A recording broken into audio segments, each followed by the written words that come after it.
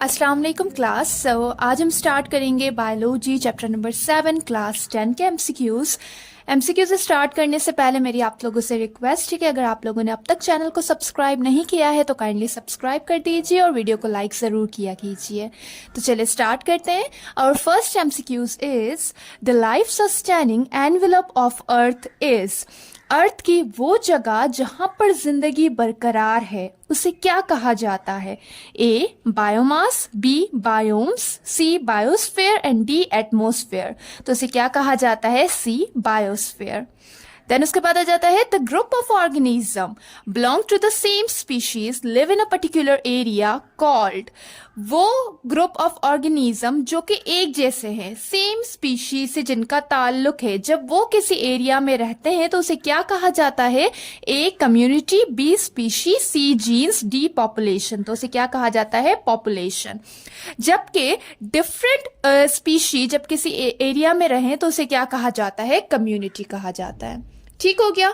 उसके बाद आ जाता है an area where community interact with non living environment. वो जगह जहां पर कम्युनिटी मतलब कि जहां पर डिफरेंट स्पीशी के जानदार रहते हो वो इंटरेक्ट करें नॉन लिविंग एनवायरनमेंट के साथ, तो उसे क्या कहा जाता है? A community, B ecology, C ecosystem, D biome. तो उसे क्या कहा जाता है? इकोसिस्टम कहा जाता है।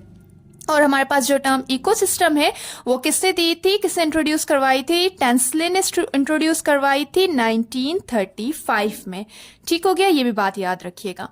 उसके बाद आ जाता है any biological region recognised by its climate और vegetation is called.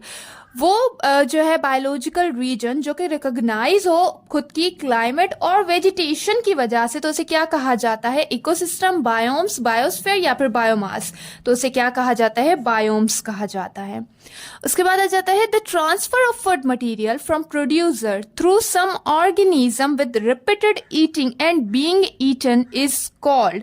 Transfer of food material producer के थ्रू जब जानदार में हो रहा है थ्रू रिपीटेड ईटिंग, मतलब कि एक जानदार खा रहा है फिर उसको किसी दूसरे जानदार ने खा लिया, तो वो क्या हो रहा है कि ट्रांसफर हो रहा है। तो उसे क्या कहा जाता है? Food pyramid, food chain, food web या फिर इकोलॉजिकल पैरामिड। तो उसे क्या कहा जाता है? फूड चेन कहा जाता है। देन उसके बाद है the elements in ecosystem recycle through organism with environment is called.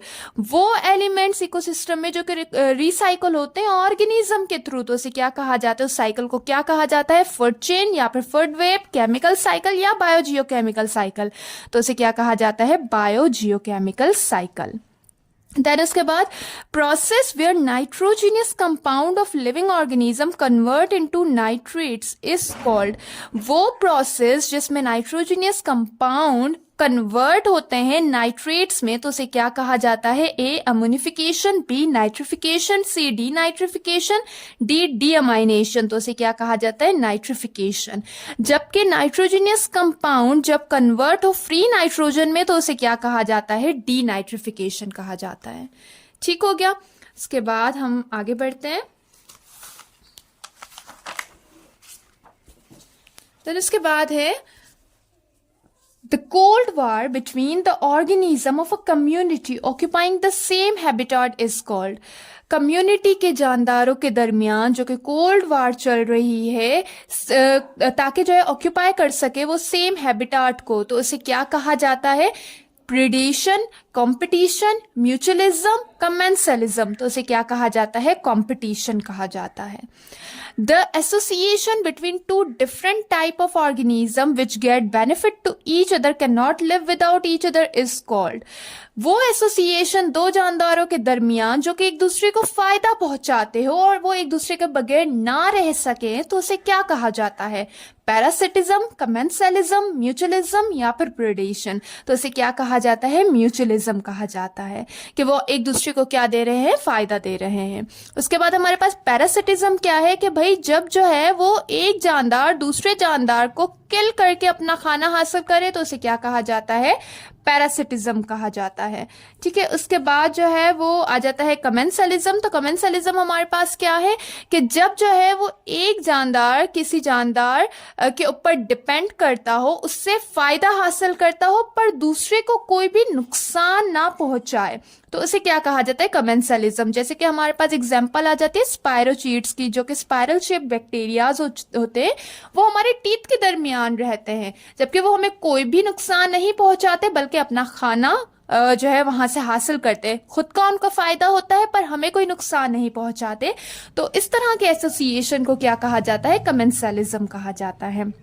जबकि प्रेडिशन हमारे पास क्या आ जाता है कि भाई प्रेडिटर, एक मिनट सॉरी, यहाँ पर पैरासिटिज्म जो है वो हमारे पास है, यहाँ पर ये वाला पॉइंट यहाँ पर आना था कि प्रेडेटर जो है वो क्या करते हैं, किल करते हैं, और जबकि पैरासिटिज्म क्या करते हैं कि किसी भी होस्ट के अंदर सरवाइव करते हैं, जबकि वो अगले को नुकसान भी पहुंचा सकते हैं, तो उसे क्या कहा जाता है, पैरासिटिज्म कहा जाता है। ठीक है, जबकि प्रेडेशन में क्या होता है कि वो दूसरे ऑर्गेनिज्म को किल करके अपना खाना हासिल करते हैं। ठीक है, थोड़ा ये इंटरमिक्स हो गया।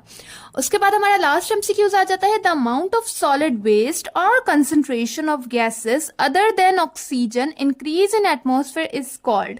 जब ऑक्सीजन के अलावा दूसरे सॉलिड वेस्ट या फिर गैसेस की कंसंट्रेशन बढ़ने लगे एटमॉस्फेयर में, तो उसे क्या कहा जाता है, air pollution, ozone depletion, acid rain या फिर ग्रीन हाउस इफेक्ट। तो उसे क्या कहा जाता है, एयर पॉल्यूशन कहा जाता है।